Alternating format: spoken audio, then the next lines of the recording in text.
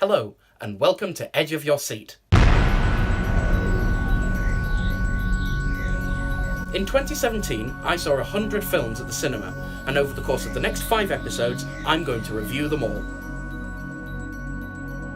It's not a best or worst list, it's a mixture. There's good, there's middling, and there's bad. And unfortunately, that's where we have to start, with... Assassin's Creed follows jailbird Cal as he finds out his ancestor was the 15th century Spanish assassin, Aguilar. Michael Fassbender plays both roles and he's barely passable in either. Co-star Marion Cotillard is noteworthy only by her perfect depiction of an NPC. The plot is just a cartoony clusterfuck, and that's even for gamers. The action isn't the saving grace it should be because it's a bloodless 12A, and the editing makes it incomprehensible. I can't even say it looks nice because everything is just shrouded in this muddy orange mist like a cheap Instagram filter. I love the games, but this made me want to leap off a tall building. Silence tells of 2 Jesuit Catholic missionaries' attempt to set up Christianity as the dominant religion in Japan. It's not an easy watch. It can be as slow and punishing as much of the torture it depicts, but if you endure and keep the faith, the film rewards you. It's far from Scorsese's most crowd-pleasing work, and I could never recommend it unanimously. But for those who love their cinema poignant, measured, and thoughtful, it's a stunning look at the nature of faith and culture. La La Land's basic story tracks the rise of a couple of starry-eyed showbiz hopefuls, and it's glorious. Gorgeous cinematography and group choreography, with some truly uplifting numbers, and a lot of intimate and melancholy ones as well. It's a revamp of those classic stagey Hollywood musicals, but with enough of a jazz twist to make it new again. Gosling and Stone have perfect chemistry together, though, to be fair, they can hog the limelight a bit. It's still one of the best films of the year. Manchester by the Sea is another hard watch, as a man tries to cope with the death of his brother and take care of his teenage nephew. It's a very grounded, realistic take on living with loss and guilt. It's got this bleak simplicity to it that just amplifies the emotional turmoil of these characters. These great performances of great writing create this feeling of familiarity with all of them, even as the characters themselves try to bury their feelings. The standout, of course, is Casey Affleck, though the accusations against him may affect your viewing experience. Split is a frustrating film. James McAvoy plays a mentally ill character with 23 distinct personalities who has kidnapped 3 teenage girls. He's excellent. It's probably his most compelling performance since Filth, and it's a distinct step up from Shyamalan's last decade of shit. But then there's this twist at the end. Shocker! And in hindsight, it just feels like everything before it is ultimately pointless. The main focus of the film is this sketchy, borderline offensive psychology, and a series of utterly useless female characters. It's not as exploitative as it could be, but it's still ultimately a bit distasteful. Jackie shows the aftermath of the JFK assassination from First Lady Jackie Kennedy's perspective. It manages to brilliantly capture that horrible, close-fitting emptiness of sudden bereavement, as well as more outward-looking ideas of legacy. Natalie Portman is stunning, contrasting the almost battle-hardened Jackie of 63 with flashbacks to her relative innocence in 1961. It's not going to be for everyone, it's essentially a personal and political elegy, but I loved it. Moonlight feels like it's a really deeply personal film. It's a triptych of the formation of a man in a rarely shown world. As such, it's difficult to talk about as someone who's never lived anything like this character's life. He's poor, he's black, he's gay, he has a crack-addicted mother and a drug dealer as the closest thing to a father figure.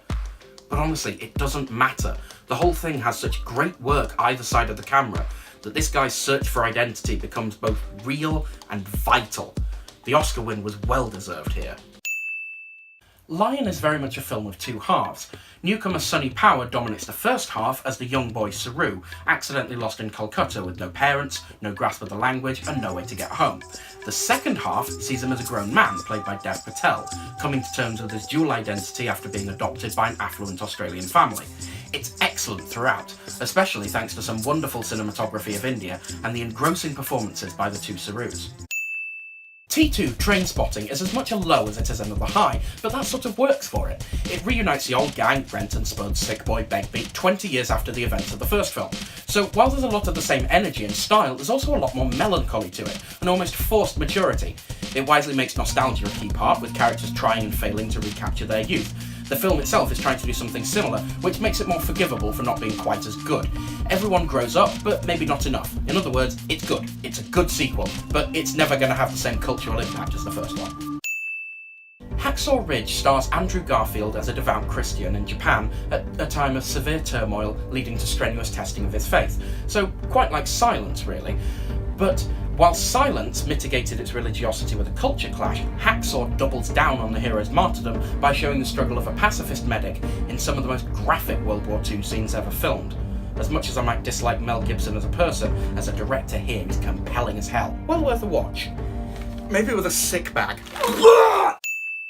The premise of Sing is really by the numbers. It's X Factor with animals set to a Muppet-style Save the Theatre backdrop, and it's made by the generally so-so Illumination, so I was expecting it to be okay at best. But I actually really enjoyed it. The animation and the voice work was bright and full of character, and there was a genuine warmth and charm to the whole thing. It's just really good family fun. Denial is a courtroom drama about the Holocaust denial of professional scumbucket David Irving, and it reasonably argues that there is a clear line between an emotionally resonant fact and an emotionally manipulated lie, no matter how respectable the liar tries to make themselves.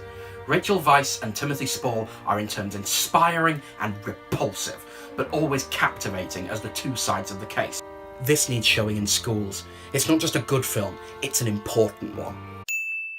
Loving is a quiet, understated film about a quiet and understated married couple ousted from their homes simply for the difference in their skin colours. This could have been a sweeping romance, a bombastic rights revolution, but it's not. It's a small-scale and intimate look at this couple's reality, and how strange it is that others' prejudice was ever allowed to interfere with something so natural. Another highly relevant film. Whether it's interracial marriage then or gay marriage now, the law is indeed an ass if it dictates who people may love. It may just be a 90-minute toy advert, but the Lego Batman movie is just awesome! It positions Batman as the ungrateful adopted son to Alfred and the unready adoptive dad to Robin, and it's probably the best Batman film since The Dark Knight. No, seriously, it is! And it just understands who Batman is, why he works, and more crucially, why he doesn't. And that also makes it one of the funniest films of the year. It's like DC doing Deadpool for kids. I definitely recommend it for any age of Batfan. Sometimes a film's intent and message is better than its execution. Hidden Figures is about 3 black female NASA scientists pushing against 60s segregation, so I had a horrible feeling that it would be one of those types of films. Thankfully, I was wrong. The positivity of this film is just infectious, promoting progress both in society and in science. The characters evolved beyond mere social justice ciphers into rounded people I wanted to succeed. It's not the best film I've seen this year, but it's still really rather wonderful. Without Michael Keaton, The Founder might be as insipid as an unsalted French fry, but with him, it's a full unhappy meal. He plays Ray Kroc, founder of McDonald's, a man of no perceivable talent, but for exploiting good, hard-working people for his own benefit. At first he seems vaguely sympathetic, but the more you stare into his eyes, the more you realise he's just rotten to the core. If McDonald's truly is America, then Kroc is its Trump. The wolf in the henhouse. The Great Wall has a simple premise.